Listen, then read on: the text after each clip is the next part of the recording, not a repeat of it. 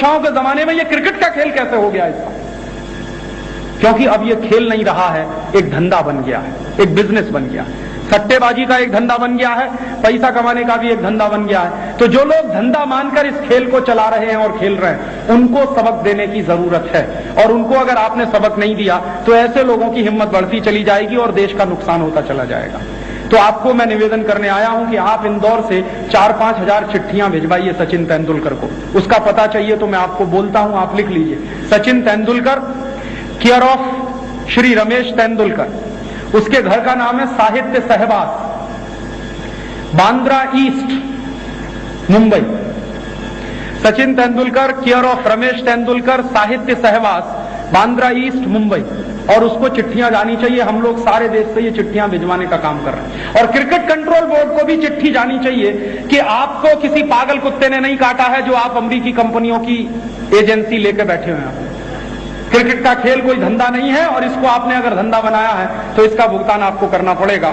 हम लोग अभी तो उनको चिट्ठी के माध्यम से प्यार मोहब्बत के नाम से समझाना चाहते हैं, वो नहीं मानेंगे तो सुप्रीम कोर्ट तक हम उनको घसीटेंगे, हम उनको छोड़ने वाले नहीं। हमें मालूम है हम हारेंगे या जीतेंगे, लेकिन सारे देश के लोगों के सामने ध्यान में तो ये बात आएगी कि इंडियन क्रिकेट कंट्रोल बोर्ड काम कर रहा है अमेरिकी कंपनियों का प्रमोशन करने में और उनका धंधा बढ़ाने में। और ये बात अगर देश में साबित होती है तो हिंदुस्तान के लोगों को घृणा पैदा हो जाएगी और वो घृणा शायद इस देश के किसी हित में भी काम आ सके। और कम से कम उस घृणा में से एक नतीजा अगर ये निकले कि क्रिकेट का खेल देखना खेलना बंद हो जाए, क्योंकि मैं इसको एक बहुत ही बेवकूफी का खेल मानता हूं। 3-3 साल के बच्चे, 4-4 साल के बच्चे खड़े नहीं हो सकते, बैट लेके घूमते हैं गांव गांव में, गली गली। सड़क पे जरा सी देर ट्रैफिक रुका, विकेट लगाया, चालू हो गया खेल।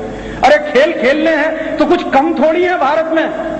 कितने सारे खेल हैं, गुल्ली डंडा है, कंचा गोली है, क्या क्या खेल हमारे पास नहीं। खो खो है, रस्सी कूदना है, ये करना है, वो करना। क्या फालतू का खेल हम खेलने में लगे जिसमें घंटों घंटों बेकार होते हैं, टाइम बेकार होता है, दिमाग तनाव में आता है, टेंशन आता है। 20 बॉल में 25 रन बनाने का उनको खेलने वालों को जितना नहीं होता उससे ज्यादा हम देखने वालों को हो जाता है। तो ये फालतू की बातें हमें क्यों करनी। और इन सब बातों से समय बचेगा, क्योंकि जब टीवी चैनल बंद हो जाएगा तो इस तरह की विकृतियां नहीं होंगी आपके दिमाग में।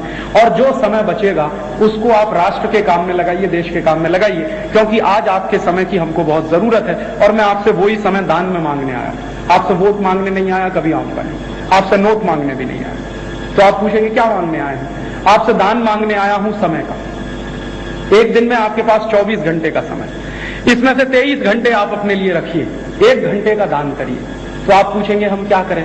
रोज 1 घंटे का समय निकालिए, जो कुछ मैंने आपको समझाया वही बात आप अपने पड़ोसी को समझाइए। और रोज अगर किसी एक व्यक्ति को आप ये बात समझाएंगे तो 1 साल में हर व्यक्ति 365 परिवारों तक ये संदेश पहुंचाएगा। और वो 365 परिवारों में कौन जाने दूसरा राजीव दीक्षित पैदा हो और इस देश के हजारों घरों तक वो मैसेज जाए।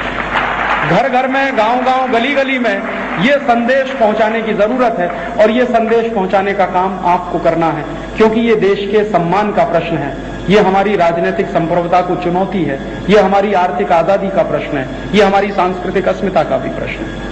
तो देश के सामने इतने गंभीर प्रश्नों में हम फंसे हैं, तो इसमें से बाहर निकलने की जिम्मेदारी भी हमारे ऊपर है। सारे देश में एक बड़ा राष्ट्रीय आंदोलन खड़ा करना है इन प्रश्नों पर। तो वो राष्ट्रीय आंदोलन तभी खड़ा होगा जब हर व्यक्ति अपने अपने हिस्से की जिम्मेदारी इस काम में लेगा।